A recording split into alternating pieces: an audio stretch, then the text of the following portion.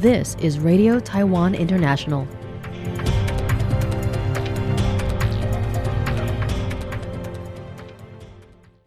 Welcome to the news on Radio Taiwan International. I'm Phil Laskowski coming to you from Taipei, Taiwan.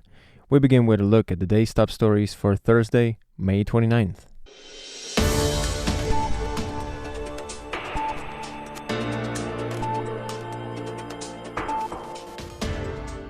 China's social networking platform Xiaohongshu is highly suspected of being a united front tool. The United States will aggressively revoke visas for Chinese students studying in the US, and Taiwan's Education Ministry has confirmed the postponement of Chinese undergraduate student recruitment for 2025. But first, today's top story.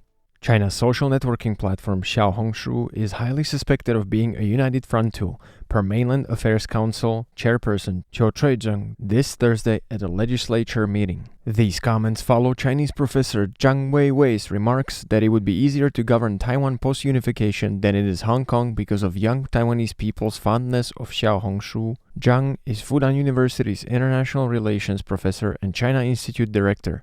Chiu noted that this is the first time a Chinese scholar has linked the platform with unification, raising concerns about the true purpose of the Xiaohongshu and Douyin platform and urging Taiwanese people to be more vigilant when using the Chinese applications. Chiu said schools should educate students about the potential effects of using the platforms and the associated risks, including how one's personal data could be collected and used by Chinese authorities.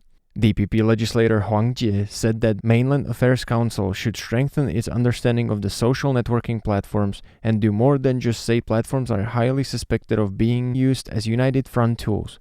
Chiu said that the Mainland Affairs Council has been actively discussing this issue with relevant authorities in Taiwan and that it has reached the point of necessary legal intervention. The United States will aggressively revoke visas for Chinese students studying in the US, including those with ties to CCP or studying in critical fields, according to United States Secretary of State Marco Rubio.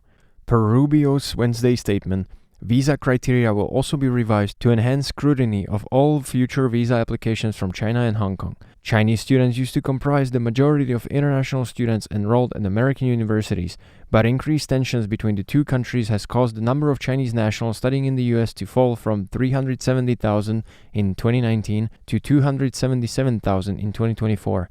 China is also at the center of the US President Donald Trump's trade war, which has roiled financial markets, disrupted supply chains, and increased the risk of a sharp global economic downturn.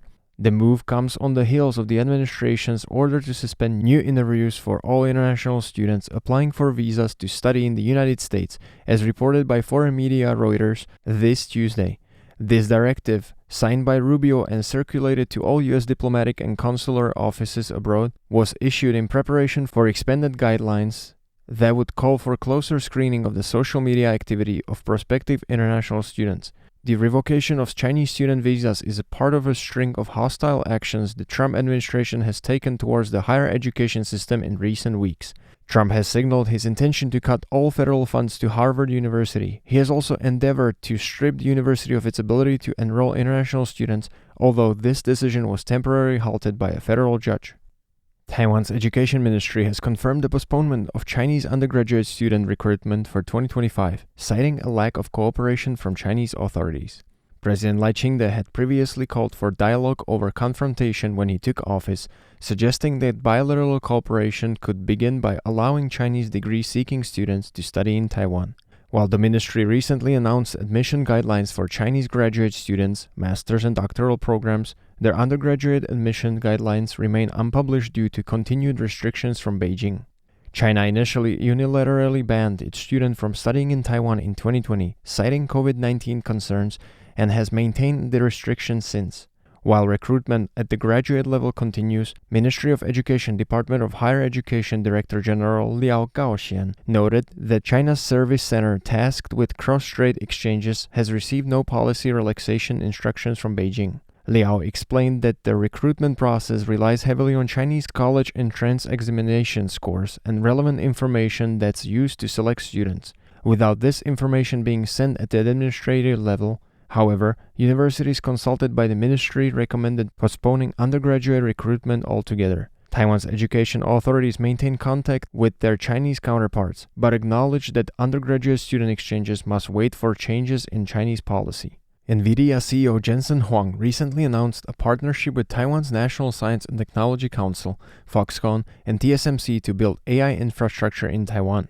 According to the National Science and Technology Council, this infrastructure will be accessible to industries nationwide. National Science and Technology Council Wu Chengwen appeared before the Legislature's Education and Culture Committee on Thursday to address the Council's 2025 budget freeze. Lawmakers took the opportunity to question him about the scope of the NVIDIA collaboration. Wu noted that while specific projects have yet to be finalized, it is currently known that NVIDIA and Foxconn plan to jointly establish a large-scale data center in Kaohsiung. The facility, described as the AI Factory, will not only produce hardware but also focus on developing diverse AI applications for use across various industries. When asked whether the National Science Technology Council's proposed expansion of science parks, which anticipates the need for 3,000 additional hectares of land by 2050, is tied to robotics or the NVIDIA initiative, Wu said both are relevant. He emphasized the importance of semiconductor to Taiwan's economic development and national security. Wu also underscored that science park development should not be purely industry-focused. Preserving cultural heritage and ecological sustainability must also be prioritized. The long-term goal, he said, is to pursue large-scale, low-density development that reflects a new vision for Taiwan science parks. President Lai Ching-te stated that the government will continue investing resources to support the Coast Guard administration. He also called on Coast Guard personnel to strengthen cybersecurity defenses, stay alert, and resist any form of coercion or gray zone tactics. Ahead of the Dragon Boat Festival, President Lai visited the Coast Guard Administration's 2nd Maritime Patrol in Keelung on Thursday to commend officers and staff. After receiving a briefing and inspecting key equipment, he praised their dedication and outstanding performance, highlighting the essential role they play in marine conservation and maritime affairs. With typhoon season approaching after May and China's gray zone intrusions occurring with increasing frequency, President Lai acknowledged that the Coast Guard's responsibilities will only grow more demanding. He stressed that the importance of safeguarding critical infrastructure and enhancing cybersecurity in the face of ongoing threats. President Lai also affirmed a shared commitment with Premier Zhuo Rongtai to support the integration of advanced technologies, particularly infrared thermal imaging systems, to improve operational efficiency. He emphasized that the Coast Guard's needs have been incorporated into the Cabinet's latest special budget proposal, which includes funding for new vessels and infrastructure upgrades. Last week, the Kaohsiung French Festival returned to Pier 2 with record-breaking crowds and Parisian flair. The second annual Kaohsiung French Festival unfolded in grand fashion at the city's Pier 2 Art Center. Featuring a vibrant array of French-themed vendor stalls, the three-day celebration broke last year's attendance record, drawing 160,000 visitors. Many attendees left eager to return for another taste of this Taiwan-French cultural showcase next year. The festival saw the Kaohsiung city government once again join forces with French partners, this time expanding the event with new attractions. Mayor Chen Qimai welcomed guests with opening remarks, inviting people of all ages to experience the warmth and charm of a French summer night in southern Taiwan. Members of the French-Taiwan Parliamentary Friendship Group were also in attendance, enjoying authentic French cuisine and mingling with festival goers. In addition to culinary delights, the festival featured live music and cultural performances, delivering a full sensory experience. It offered a romantic weekend-long escape that brought the spirit of French living to the heart of Kaohsiung. With record-breaking attendance and rave reactions, the festival wrapped up on a high note, leaving visitors already looking forward to next year's edition. Joey Chow for RTI News. Thanks for joining me for the news. I'm Phil Laskowski. Stay tuned for another 50 minutes of English language features brought to you by Radio Taiwan International.